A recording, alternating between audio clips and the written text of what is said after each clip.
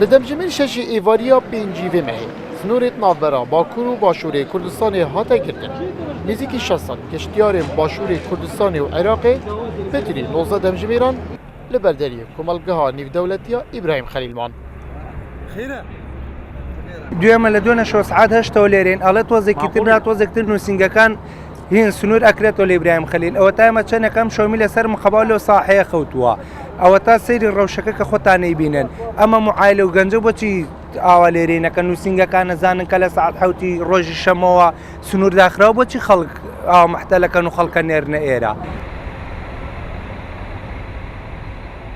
ئێتر ئێمەش چیمانەیە ئەمە ژەمانەیە ئەم خەڵکە هەمووی سەراحەت تۆزێ دڵی خۆشکەن بەڵام هیچ دڵخۆشکەریەک نەماوە لە عێراقا بەعام نەک لە کوردستانە لە عێراقا بەعام هیچ دڵخۆشکەریەک نەماوە Dilgîraniya piraniya wan geştyaran nebtinêj bermandîbûn û mana zora li ber deriyê Komelgehê bî.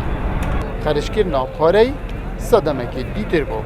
وشمان گەڕێنەوە من پارەی خۆمەوێت چونکە ماقۆڵ نیە تا $200 بەم و لە دوێنێکشەوە $20 زیاترم خواردووە کەواتە چێتە $150 بمزانەیە بە تەیارە هاتم ئەکەوێتەوە سەر کێشەی خاون نووسنگەکان لەبەرەوەی پێشتر بیان وتایە ڕێگا باش نییە و دەرناچن و تەواو Girtina demkiya derî ji ber wê operasyona berfireha serbaziya Supayê Tirkiya bî li ser deverên Cizîrê û Silopî. Li gorî gotinên serpereştiyarên Komelgeha Nîvdewletiya İbrahim Xelîl. Ji bo parastina giyanê geştyaran Tirkiya ev biryar daye. Bi mayê 24 demjimêran da tenê 6 demjimêran rêk hatiye vekirin. Pişra bû demekê hatî cardin hatiye girtin.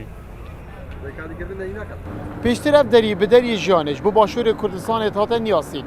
Li gorî gotinên aborîna sal, dawaziya her ji mucolekê di evî derî ra kartêkirina rastexo ser aboriya herêma Kurdistanê dikin.